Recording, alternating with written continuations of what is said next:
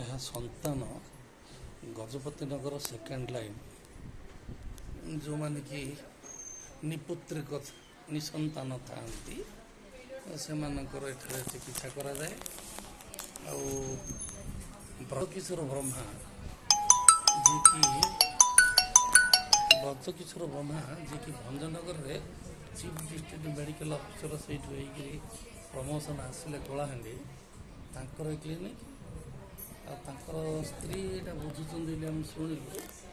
ଏହା ନାରଦ ନ୍ୟୁଜ୍ ଆଉ ପଦ୍ମ ସମ୍ଭବ ନ୍ୟୁଜ୍ ଦ୍ୱାରା ପ୍ରସାରିତ ହେବ। ଆପଣଙ୍କୁ ଆଜ୍ଞା କ'ଣ ଆପଣ ଜାଣିଛନ୍ତି କେତେ ଦିନ ହେଲା ଛୁଆ ହେଇନି?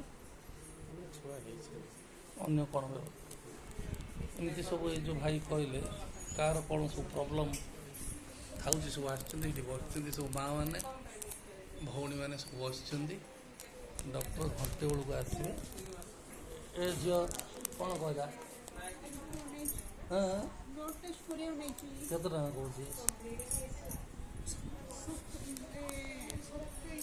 ସେଟା ତାକୁ ଆମର ଆଗରୁ ପରିଚୟଟା ଦେଇକି ଦେବ ନା ପଇସାଟା।